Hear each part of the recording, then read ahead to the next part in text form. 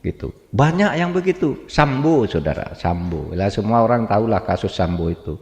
Itu rekayasanya sudah jelas, si Eliezer tuh suruh ngaku, lalu kalau sudah ngaku gitu. Sama coba TNI itu dulu zaman Orde Baru itu paling dibenci. Sekarang bertahun-tahun setiap survei nomor 1 dia rankingnya.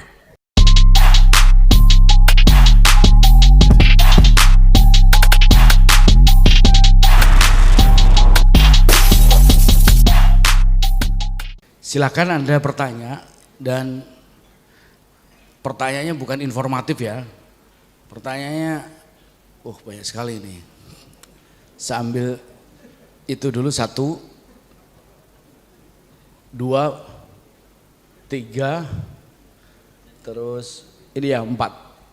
Belakang 1, 5. Nanti Mas. 5 aja langsung. Silakan. Ya, Anda nomor 1 dulu.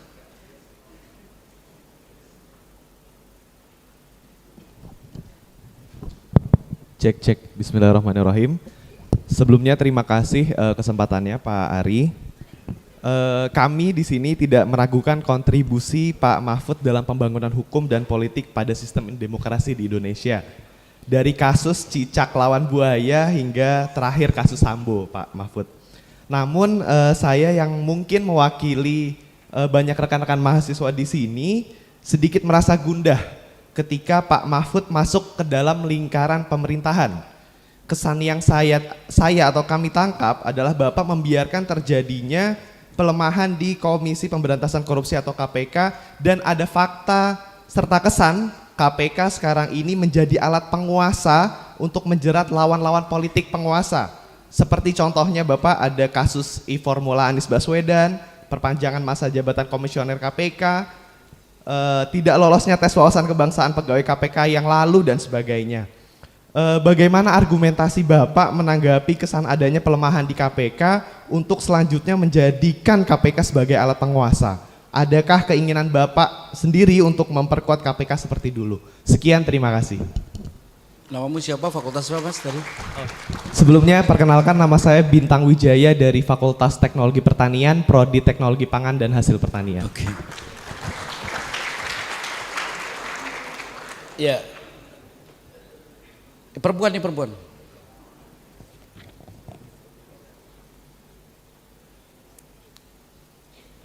Itu enggak nyetrum, bukan enggak Om.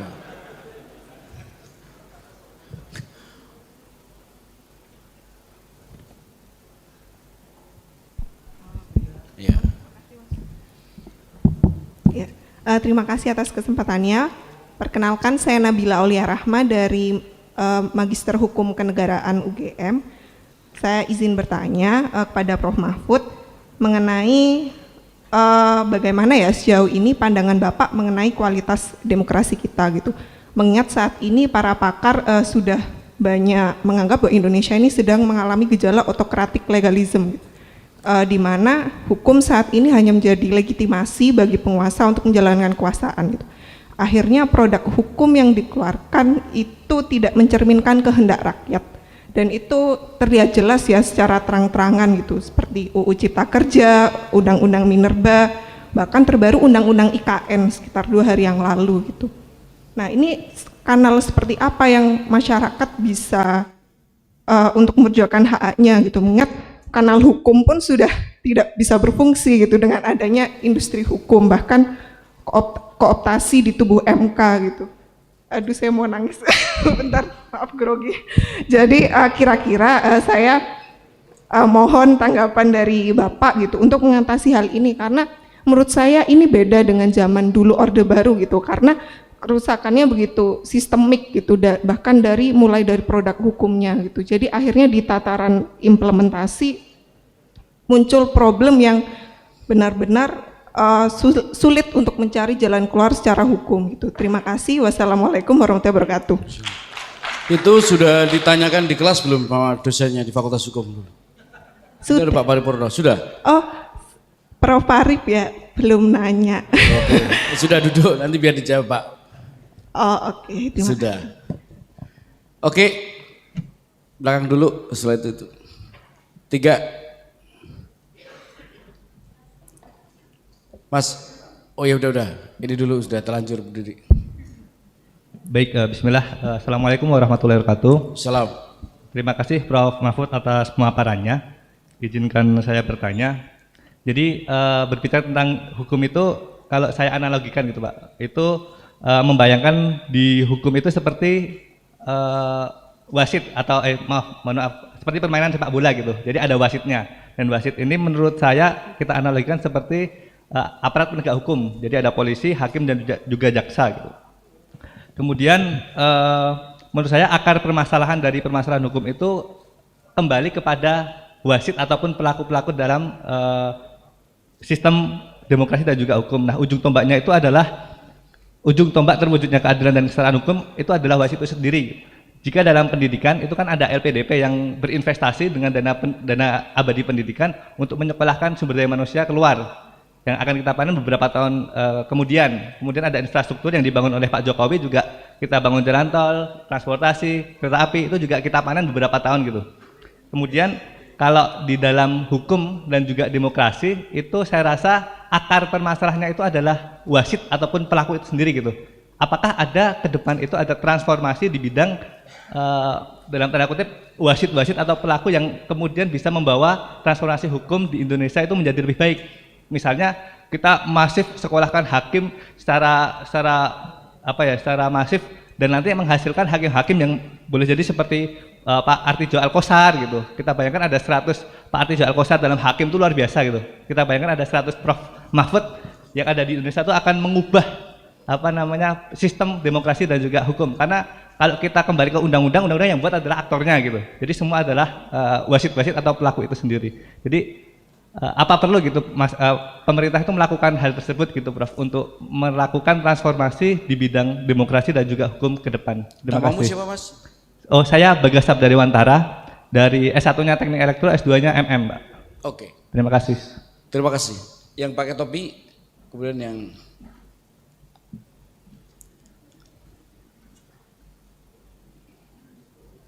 Baik, bismillah. Terima kasih atas kesempatannya. Perkenalkan, nama saya Glenn, saya dari MIPA UGM. Saya ingin bertanya, tadi mungkin sudah disinggung sama Prof Mahfud bahwasanya demokrasi itu intinya di kebebasan ya. Di kebebasan juga menerima pendapat dari masyarakat, artinya terus menyerap aspirasi masyarakat. Tetapi tentu saja memang kunci dari negara demokrasi tadi itu di situ ya, karena mungkin kesuksesannya di situ. Tapi proses menyerap aspirasi itu butuh waktu yang sangat panjang ya, mulai dari menyerap aspirasinya hingga menjadi suatu kebijakan itu membutuhkan proses politik yang panjang. Nah, lalu berdasarkan pandangan Pak Profesor Mahfud, bagaimana negara dapat mencapai keseimbangan antara melibatkan seluruh pihak ya, seluruh pihak elemen masyarakat dalam pengambilan keputusan untuk memastikan representasinya yang adil dan efisien sambil tetap menjaga kecepatan agar keputusannya itu juga tepat dan di waktu yang tepat juga. Mungkin itu saja, terima kasih. terima kasih. Yang terakhir ya kacamata. Oh ya udah. Dikenalkan Mas ya, dari fakultas apa?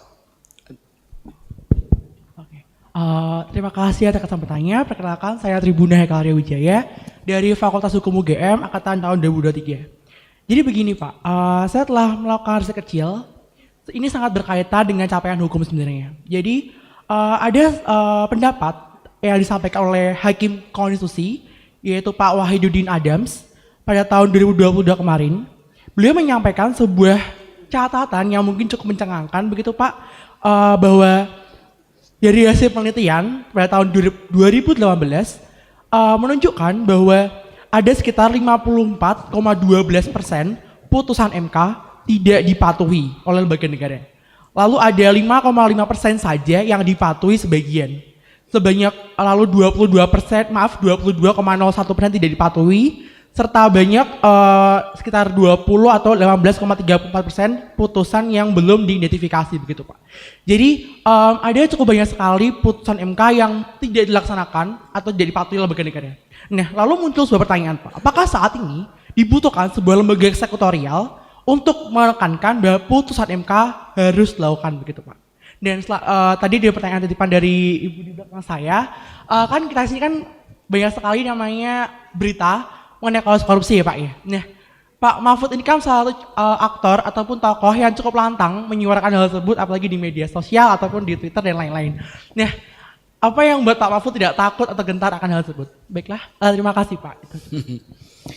Tidak takut Pak Mahfud karena temannya banyak, ada Mas Budi dan teman-teman. Pak Mahfud, sebagian mereka bertanya soal kejenuhan soal kasus korupsi. Barangkali nanti Pak Mahfud bisa sampaikan hal yang sudah dicapai dan itu lebih banyak karena terobosan politik atau terobosan hukum. Dan saya lihat juga ada kegalauan. Sebetulnya tadi sudah disinggung oleh Pak Mahfud ya. Oligarki itu menjadi problem yang cukup serius. Pemilu biaya tinggi itu akar masalahnya bukan soal aturan. Tapi sebetulnya rantai di dalam partai politik, pembiayaan dan sebagainya itu cukup besar. Sekalipun 106T pembiayai pemilu itu belum termasuk ya mahar dan sebagainya yang itu di luar. Pak Mahfud bisa sampaikan Pak langsung. Oke, monggo Pak. Silakan Pak. Jadi biar kelihatan ke sudut-sudut saya berdiri di sini aja. Tadi saya mencatat pertanyaan pertama justru dari Pak sebelum Mas Bintang Wijaya ya, dari Pak Arijito tadi. Lalu kalau masalahnya pelik seperti itu, apa? Pak Mahfud tadi kan menyampaikan banyak masalah gitu. Apa yang dilakukan oleh Pak Mahfud, oleh pemerintah? Saya kira kalau yang dilakukan itu sudah sangat banyak dan diketahui oleh publik.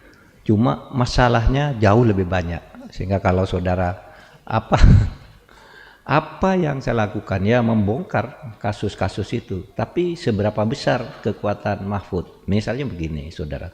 Kemarin tuh ada orang korupsi menguasai perkebunan sawit negara puluhan ribu hektar itu selama 22 tahun.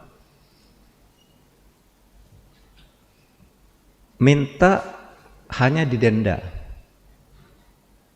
dengan hukum administrasi sesudah ketahuan. Berapa dendanya selama 22 tahun? Itu pajaknya kira-kira cuma 375 M kalau dihitung pajak. Tapi kita tidak mau, kita pidanakan. Tahu enggak, di pengadilan itu dihukum 16 tahun dengan keharusan mengembalikan kekayaan negara karena kerugian uang negara dan ekonomi negara sebanyak 42 triliun. Jadi kerugian negaranya itu 2 triliun dari pajak dan denda-dendanya. Ekonomi negaranya itu yaitu penghasilan yang kemudian merusak tatanan perekonomian, tindak pidana pencucian uang dihitung 40 triliun, dikabulkan oleh hakim. Tapi di tingkat Mahkamah Agung kalah lagi. Itu misalnya ya yang kita lakukan, kita tidak mau menyelesaikan ini administratif tapi harus pidana. Pidananya hanya dapat 2 triliun, akhirnya dari 42 dipotong menjadi 2 triliun dan hukumannya tetap 16 tahun. Sudah inkrah. Coba bayangkan 2 triliun 16 tahun hanya membayar 375 triliun. Itu pun masih mau kita perkarakan lagi. Dari kejahatan korporasinya kalau begitu sekarang. Itu kan orangnya tadi. Nah sekarang korporasinya. Atau pencucian uangnya. Mau kita kejar. Nah itu yang kami lakukan. Kalau ada yang begitu kita kejar. Tapi saudara, banyak sekali ratusan atau ribuan masalah. Sementara yang kita jangkau mungkin sebulan, 2, 3 gitu. Nah kan kita yang kita bicarakan bagaimana yang lebih sistemik. Coba, saudara tahu orang namanya Surya Darmadi. Itu melakukan penipuan triliunan. Milik nasabah koperasi, tiba-tiba bebas. oleh pengadilan dibebaskan, bebas murni. Nah, kalau sudah bebas murni kita tidak bisa naik banding, tapi langsung ke kasasi. Langsung ke kasasi, saya bilang kalau ini tidak dihukum, saya akan buka kasus lain untuk orang ini, karena kasusnya banyak. Ini kan nasabah, kalau setiap nasabah dipanggil satu-satu suruh mulai, kewalahan dia. Akhirnya apa? Sekarang dihukum oleh Mahkamah Agung dengan hukuman 16 tahun penjara dengan denda 12 miliar. Nggak apa-apa, tapi orang bebas kita penjarakan. Gitu. Banyak yang begitu. Sambo, saudara, Sambo. Lah semua orang tahulah kasus Sambo itu. Itu rekayasanya sudah jelas, si Eliezer itu suruh ngaku, lalu kalau sudah ngaku, saya yang membunuh karena terpaksa, kasus ditutup, orang terpaksa kok. Tapi kita buka, kita pertaruhkan, saya pertaruhkan semuanya, ini harus diungkap, karena ini tidak masuk akal dari sudut apapun.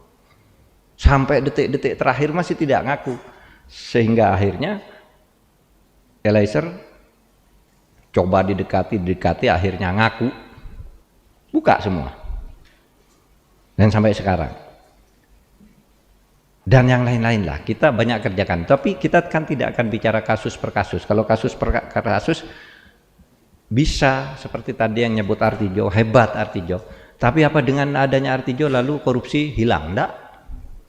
Karena ini bukan soal orang, bukan soal ada Artijo atau Mahfud atau siapa, gitu. Ini soal kita, gitu. Kalau cuma orang sih, ya banyaklah orang yang bisa dicari, dimunculkan seperti ini. Tapi persoalan dasarnya apa di situ, kan itu. Nah, saudara Bintang Wijaya, ya tidak ragu saya kepada Pak Mahfud, tapi terus terang gundah. Karena apa? Misalnya terjadi pelemahan KPK. Iya, jadi begini saudara. Ketika undang-undang KPK yang baru ini diundangkan, kan muncul gerakan dari kampus-kampus menolak, masyarakat sipil menolak, mahasiswa menolak. Akhirnya Pak Jokowi pada bulan September itu mengumpulkan tokoh-tokoh kampus dan tokoh-tokoh civil society serta para negarawan-negarawan sudah sepuh lah. Waktu itu ada Emil Salim, Azumardi Asra, Gunawan Muhammad, Tuti Herati, Nur Hadi, saya, Ferry Amsari, Bivitri, diundanglah ada 42 orang ke istana. Pada waktu itu kita katakan itu salah tuh undang-undang. Terus gimana? Waktu itu dicabut aja melalui Perpu. Waktu itu Pak Presiden setuju. Saya belum menteri waktu itu, belum menteri. Itu tahun 2019. Presiden itu, wah itu menarik tuh. Dibatalkan undang-undang KPK melalui Perpu. Saya ditunjuk untuk menjadi juru bicara tim itu dan kemudian menggarap lebih lanjut. Sudah ramai setuju semua, tapi kemudian saudara ada pernyataan balik dari DPR. DPR-nya ini banyak lah, semuanya ngomong pokoknya tidak boleh dibatalkan, pokoknya ini undang-undang sudah perjuangkan lama agar KPK itu diatur kembali gitu. Yang kalau kata masyarakat sipil itu dilemahkan, kalau kata pihak DPR dan parpol agar diposisikan secara benar lah sesuai dengan tujuannya. Banyak partai ngomong, misalnya nih Pak Arsul Sani waktu itu mewakili DPR, kalau betul Presiden membuat Perpu membatalkan KPK, Perpunya kami tolak. Saudara bayangkan, ini Perpu sudah berjalan, lalu tiba-tiba dipotong di tengah jalan. Ini tidak bisa balik, ini perkara-perkara yang terlanjur ada itu teorinya bisa gugur. Kalau Perpu sudah dibuat, lalu semua bekerja berdasar Perpu itu, tiba-tiba Perpunya ditolak. Kan tidak sah nih. Apa yang dilakukan? Itulah sebabnya lalu Presiden pada waktu itu tidak jadi mengeluarkan Perpu, lalu dibentuklah Dewas dan macam-macam itu. Saya bukan membela, karena saya waktu itu bukan pemerintah juga, tidak ada gunanya membela. Tapi saya memberitahu faktanya. kalau saudara jadi presiden buat perpu, tiba-tiba perpu saudara ditolak. Nah kalau sekarang kita mau buat perpu, dulu, pancing dulu, tes DPR itu kayak apa kira-kira sikapnya gitu. Mengerti enggak terhadap persoalan? Kalau mengerti, jalan perpunya. Kalau waktu itu terus perpunya ditolak gimana dong? Nah itu masalahnya, dan itu yang menyebabkan kemudian KPK ya seperti sekarang. Mari kita perbaiki ke depannya nih bagaimana ya, termasuk pemecatan pegawai. Apa tuh yang dilakukan Pak Mahfud misalnya? Ya kita anggap pemecatan pegawai itu secara formal benar. Karena apa? Karena memang orang KPK itu dulu bukan ASN, tapi diangkat sebagai pegawai tetap KPK, bukan ASN, sebagai pegawai tetap gitu di KPK, namanya bukan ASN. Lalu karena ada undang-undang baru harus jadi ASN. Ketika mau jadi ASN ada syarat harus diuji lagi. Apa penghayatan kebangsaannya itu tadi. Nah sesudah tidak uji, orang yang baik-baik ini terbabat semua tuh, dibabat semua, babat semua. Nah saudara, secara hukum sudah selesai. Tapi pada waktu itu saya dan Pak Pratikno itu mencari jalan. Gimana caranya ini orang bekerja baik-baik, apa? KPK-nya enggak mau nerima, pokoknya udah enggak lulus, enggak bisa. BKN sudah bilang begitu, Menpan RB bilang begitu, KPK-nya bilang begitu, terus gimana dong? Enggak bisa, lalu apa? Kita sampaikan, Presiden juga mengatakan janganlah, kenapa orang dipecat, apa salahnya? Kan penting tuh orang seperti Novel.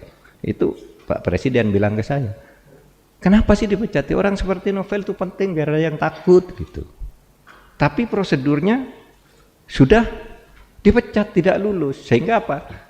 Kita sampaikan ke Presiden. Saya ngomong dengan Mas Uceng di sini yang sering memberi advokasi, Zainal Arifin Mukhtar. Pak, menurut undang-undang kan pegawai negeri itu kan yang tertinggi Presiden. Presiden bisa ambil keputusan secara pihak karena dia yang lebih berkuasa dibandingkan prosedur apa. Akhirnya diminta masuk ke Polri. Nah sekarang mereka ASN-nya tidak hilang tapi tidak lagi di KPK. Cuma itu diberikan kepada mereka. Saya waktu itu khawatir juga jangan-jangan orang-orang ini tidak mau, kan kita yang malu. Misalnya saya nawari, Anda sudahlah jangan di KPK, kamu masuk saja ke Polri. Lalu bilang saya tidak mau gitu, kan kita yang malu udah nawari. Tapi kita dekati, mau enggak? Akhirnya dari 54 itu yang tidak mau hanya 2. Yang lain masuk semua ke sana sekarang. Nah saudara, kriminalisasi misalnya. Ya muncul juga diskusi tadi malam. Itu sekarang kalau beda politik dikriminalisasi. Saudara, mungkin kriminalisasi itu kalau itu benar, itu mungkin permainan antar parpol, karena parpol itu kan punya orang-orang juga, persaingan antar pengusaha. Karena kalau di pemerintah sendiri Kejaksaan Agung sekarang itu menghentikan kasus-kasus korupsi yang menyangkut kasus politisi sampai selesai pemilu, itu pemerintah, Kejaksaan Agung dan polisi.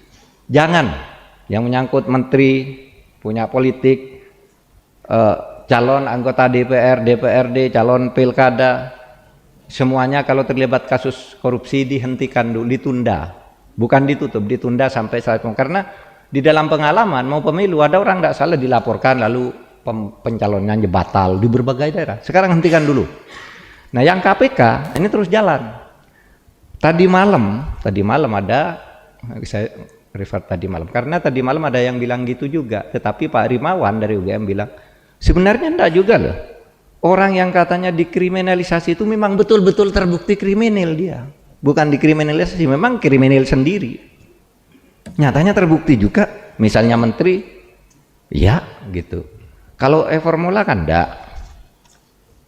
Itu kan muncul, tenggelam, muncul, kan sekarang enggak jalan juga gitu. Nah, Nabila, bagaimana ya kualitas demokrasi kita. Sekarang hukum itu menjadi alat legitimasi. Gini loh Mbak, saya selalu katakan kita tahu nih masalah. Gini, untuk mengubah format hubungan kekuasaan yang begitu itu harus lewat DPR, parpol. Semua orang tahu tuh. Tetapi kalau misalnya itu sudah bagus kata semua orang, lalu DPR tidak setuju, nah jadi. Apa kurang karya-karya akademik dari kampus UGM? Dari Asosiasi Pengajar Hukum Tata Negara, Asosiasi Pengajar Hukum Pidana, yang disampaikan ini lah untuk memperbaiki hukum begini, tata negaranya begini, partainya begini, sistem pemilunya begini, lahir semua dari berbagai kampus, dari tokoh. Ketika sampai ke DPR, kami tidak tertarik untuk mengubah. Terus mau pakai cara apa? Sehingga benar tuh kata Mbak Nabila tadi, ya sulit mencari keluar kalau melalui prosedur-prosedur yang ada. Lalu kan jawabannya kalau mau terang-terangan tidak usah lewat prosedur. Ya. Kalau lewat prosedur kan harus lewat DPR. Lewat DPR, lewat prolegnas. Lewat tim ini, tim itu. Yang anggapan kita ya ada prolegnas sih pasti bagus gitu. Tetapi enggak juga, tergantung siapa. Coba orang bisa saja minta pesan ke DPR, minta tolong masa jabatan saya diperpanjang, tolong masa jabatan saya diperpendek, macam-macam bisa lewat undang-undang. Meskipun tidak masuk akal, kok ada ya orang minta jabatan agar masuk undang-undang gitu. Tapi faktanya ada. Dan itu pada akhirnya tergantung DPR. Kita tidak ikut menjadi pemutus di DPR. Sehingga ketika saya katakan, Pak Mahfud, gimana kok bisa lahir undang-undang seperti itu? Loh, saudara, saya tidak ikut memutus tuh di DPR. Pemerintah ada di situ tapi kalah. Macet kalau enggak. Kan gitu. Mungkin pemerintah punya kepentingan-kepentingan sendiri juga. Iya pasti. Dan itu sudah banyak kritik gitu. Tapi pemerintah sendiri juga sudah berusaha agar semua yang dibutuhkan oleh bangsa ini ya kita tuangkan misalnya di dalam undang-undang, sehingga saya terhibur itu ketika tadi malam Pak Arijito bicara gitu. Ini enggak tahu Pak Arijito senang apa enggak kalau saya sampaikan di sini gitu ya. Tapi katanya sebenarnya enggak buruk-buruk amat sih negara ini. Semua di masyarakat jalan baik-baik. Ya hanya ada kasus-kasus tertentu ya, ada rempang, ada itu, ada. Tapi yang umum Indonesia itu kan luas. Ibarat gini loh, persoalan kita segini, ini berjalan dengan biasa, tapi ada titik ini, kurangnya di sini, kurangnya sini, kurangnya sini, kurangnya sehingga menjadi menonjol. Tapi tetap ini harus dikritisi, saudara, karena capaian-capaian itu sudah banyak. Misalnya saudara katakan, Pak, hukum kita tuh kok jelek banget. Iya kata saudara. Tapi kepuasan publik terhadap penegakan hukum itu adalah 76%. Saudara, enggak percaya, itu hasil survei di berbagai lembaga survei 76%. Loh Pak, kok 76%? Iya karena ketika saudara mengatakan hukum jelek itu saudara hanya ngelihat Sambo. Padahal sehari urusan polisi dan urusan hukum di Indonesia sehari bisa ribuan. Kalau sebulan bisa 300.000 urusan hukum. Nah dalam sebulan muncul dari 300.000 itu muncul 5 kasus. Kan berarti yang lain bagus. Ini kalau mau lihat objektifnya yang saya pahami dari Pak Arijito. Tapi kalau pemahaman saya keliru tentang ini nanti jelaskan. Bukan itu Pak maksud saya gitu, jelaskan nanti. Tapi saya selalu menjelaskan seperti itu. Saudara ada di sini aja tuh, polisi di depan nih yang menjaga agar kita aman, agar kalau nanti ada yang berkelahi beres. Itu ada polisi mengamankan kita dan itu di berbagai tempat. Sementara polisi yang nakal hanya ada satu bergabung dengan 5 polisi lain, memeras orang, ngerampok, nembak, itu pun sembunyi-sembunyi. Nah sementara polisi yang lain di seluruh Indonesia itu banyak. Banyak juga polisi yang misalnya dengan tertatih-tatih setiap hari gajinya diantar ke rumah yatim piatu, ke rumah yang di NTT itu mendirikan rumah jompo orang tua, dia dirikan sendiri, gajinya kecil tapi secara umum Indonesia itu begitu luas gitu. Sama coba, TNI itu dulu di zaman Orde Baru itu paling dibenci. Sekarang bertahun-tahun setiap survei nomor 1 dia rankingnya. Aparat yang paling baik.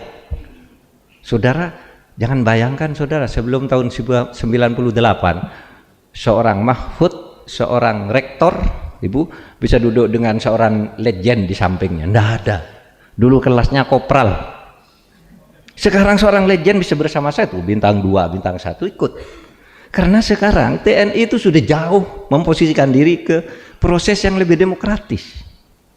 Ini kalau mau bicara capaian begitu gitu. Saudara, buka saja semua hasil survei siapa saja. Tingkat kepercayaan publik terhadap aparat-aparat ini tertinggi Polri, TNI. Di bawah itu Kejaksaan Agung. Baru ada Polri di bawahnya. Nah, kalau kepercayaan publik terhadap personal kepemimpinan itu presiden yang tertinggi. Tapi terhadap institusi, lembaga kepresidenan masih di bawah TNI. Lembaganya, tapi Pak Jokowinya di atas, dia 82, tertinggi lah di dunia konon. Nah, saudara, kalau Pak Mas Dewantara menanyakan analogi hukum itu seperti permainan sepak bola, tetapi APH itu ibarat wasitnya, tapi wasitnya yang main ya. Itu yang saya kira jawaban saya atas ini itu semua. Ya. Memang APH itu saudara, tadi saya akan bicara pesimisnya kepada saudara sekalian. Sebenarnya kalau bicara optimisnya begini loh.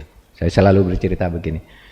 Kenapa Anda tidak mau bersyukur kepada Republik ini? Ketika Indonesia merdeka dapat dikatakan kita semua miskin. Begitu Indonesia merdeka 20 tahun saja, tahun 45 sampai tahun 65 berapa? Orang miskin itu tinggal 56%. Bung Karno jatuh tahun 65, orang miskin tinggal 56% dari yang dulunya miskin semua. Berarti 40% lebih lah Bung Karno berhasil mengentas kemiskinan selama 20 tahun. Muncul Orde Baru 32 tahun, Pak Harto jatuh tahun 98.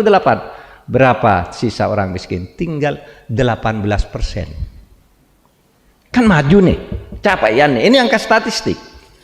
Pak Harto jatuh katanya banyak korupsi apa, tapi kemiskinan tinggal 18. Ada reformasi, Habibie, Gus Dur, Bu Mega, Pak SBY berhenti di tahun 2014. Berapa angka orang miskin gitu?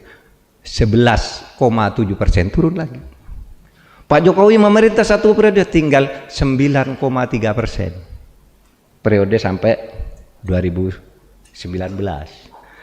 Nah, ini kalau mau dicapai capaian ukuran ekonomi, apakah itu betul Pak? Ya betul loh, nyatanya saudara ayah saya dulu enggak bisa sekolah, saya bisa sekolah. Saudara mungkin ayahnya saudara bisa sampai SMA, ini sudah perguruan tinggi, nanti terus, dan pekerjaan semakin meluas. Korupsinya ada enggak? Banyak itu tadi. Cuma kalau dilihat secara keseluruhan ini harus kita jaga. Ada hal-hal baik yang harus kita pertahankan. Ini kan tinggal memperbaiki hal-hal yang batu-batu besar yang ada di depan kita, ini harus kita kita singkirkan lah. Mas Uben dari MIPA UGM, kunci demokrasi adalah kebebasan. Ya, menyerap aspirasi. Bagaimana negara mencapai keseimbangan agar semua elemen itu bisa dicapai. Ya semua dulu gini loh, dulu waktu zaman awal reformasi itu semua elemen udah terlibat tuh. Oleh sebab itu lalu kita kompak membongkar seluruh undang-undang politik. Ya, pemilu, hubungan pusat daerah, pilkada, semua kita tata. Kepartaian kita tata semua. Pada waktu itu terlibat semua. Tapi lama-lama ini berbelok menjadi oligarkis tadi. Sehingga sebenarnya kalau saudara teliti sejak kapan negara ini rusak sesudah reformasi? Sejak kapan negara ini rusak setelah reformasi? Itu sesudah melewati periode kedua. terus mulai ada politik uang di parpol, mulai ada ini dan seterusnya, pemerintah lalu kewalahan, lalu sekarang hampir demokrasinya demokrasi transaksional. Dan demokrasi transaksional itu selalu memunculkan korupsi karena orang butuh biaya untuk membeli demokrasi itu, untuk memberi hak, membeli kuenya demokrasi itu butuh biaya. Saya pernah dikritik ketika saya mengatakan gini, kepala daerah yang terpilih itu 84% itu terpilih karena cukong, dibiayai orang agar terpilih. Sesudah itu dia memberi kebijakan sebagai bayaran, kebijakan yang menguntungkan, konsesi yang tidak sah sehingga banyak IUP tumpang tindih, kewenangan untuk memberi hak usaha melebihi batas daerah yang ditentukan itu banyak sekali. Karena transaksional, yang sudah diberikan ke orang lain diberikan lagi, terjadi perkara. Kayak Rempang itu saudara tahu, nah itu sudah diberikan ke orang, lalu ditumpangi dengan pemberian lain. Ketika ini datang, yang punya hak pertama bentrok dengan ini, meledak, ininya belum dialihkan, belum disiapkan nih, kesiapan masyarakat, ininya sudah bentrok, masyarakatnya terlibat. Itu karena apa? Karena politik kita berbiaya mahal. Politik kita berbiaya mahal. Nah, saudara, oleh sebab itu, ya mari kita kerjakan ini sama-sama dengan cara menyadari bahwa secara evolusioner negara kita tuh dari waktu ke waktu maju. Bahwa kita marah, iya itu karena maju. Kalau dulu nggak bisa marah, sekarang kita bisa marah-marah kan gitu. Nah, oke, kemudian yang terakhir Mas Wiguna, ya gini lah, saya enggak tahu tuh Pak Wahidudin Nadim tuh mengatakan 54,2% putusan MK tidak ditaati. Saya tidak tahu tuh hasil penelitian apa, tapi waktu saya jadi ketua MK dulu, saya pernah berdebat dengan ketua DPR karena gini, ketua DPR itu didatangi oleh orang yang ikut pilkada, lapor ke ketua DPR namanya Marzuki Ali. Pak ketua DPR, itu MK tuh ngaco, keputusannya 90% tidak bisa dilaksanakan, di daerah-daerah kacau, yang sudah menang pilkada dikalahkan. Lalu Marzuki Ali bicara ke koran, MK hati-hati, putusannya tidak bisa dilaksanakan. Saya datangi dia, putusan mana yang tidak bisa dilaksanakan, tunjukkan kepada saya satu. Mana? Tunjuk satu. Kalau saudara mau nunjuk juga nih, saudara Wiguna, yang zaman saya itu apa ada yang tidak dilaksanakan? Kalau sampai sekarang begini dan dari hakim MK ini tragis ini, ironis. Kalau saya datangi, Marzuki Ali mana? Putusan mana yang dilaksanakan? Daerah mana? Tidak tahu dia. Pak itu katanya orang yang lapor. Lah yang lapor itu yang kalah perkara. Yang kalah itu pasti bilang MK salah. Coba daerah mana? Waringin Barat tuh ramai, dilaksanakan. Meskipun ramai. Daerah mana? Dilaksanakan semua putusan. Tidak ada satupun. Saya ingin tahu kalau ada yang zaman saya itu tidak dilaksanakan putusan MK. Satu saja sebut. Tidak ada. Nah, sebab itu bicara angka-angka itu kita harus lihat perspektifnya. Apakah keputusan di bidang apa yang 54% itu? Apakah pengujian undang-undang, apa sengketa hasil pemilu, atau sengketa antar lembaga negara, atau apa, itu kan kewenangannya banyak gitu. Nah, tapi kalau saya katakan, loh MK itu bagus pada masanya dulu. Saudara, MK itu pada tahun 2012, kalau kita di Indonesia itu kan punya itu indeks demokrasi tahun ini, indeks ekonomi, indeks kualitas hidup itu kan kita nilai. Itu di Amerika ada di Harvard University itu mengeluarkan Harvard Handbook di bidang hukum. Di tahun 2012 itu MK merupakan satu dari 10 MK terbaik di dunia. Saudara buka aja, itu terbuka di Google aja, Harvard Handbook 2012 bidang hukum, MK Indonesia masuk. Sekarang tidak pernah masuk lagi. Mungkin jauh, mungkin saya tidak tahu. Tapi pada waktu itu banyak sekali landmark decision yang kami keluarkan yang itu menghentak, membuat pembaruan hukum. Istilah-istilah yang sekarang muncul, kejahatan kecurangan terstruktur, sistematis, masif, itu MK yang mengeluarkan. Open legal policy itu zaman saya. Istilah-istilah itu. Mahkamah Konstitusi itu bukan mahkamah kalkulator, kita munculkan di zaman saya banyak sekali lah hal-hal yang secara konvensional hukum mungkin ditertawai orang, tapi pada waktu itu menjadi hentakan-hentakan sehingga puncaknya di tahun 2012 itu masuk sebagai terbaik, salah satu terbaik. Nah, saudara, apa kita bisa begitu? Bisa kalau mau. Tinggal bagaimana kita ini menghadirkan orang-orang yang punya integritas kenegarawan untuk hadir ke berbagai lembaga negara kita itu. Itu aja ya.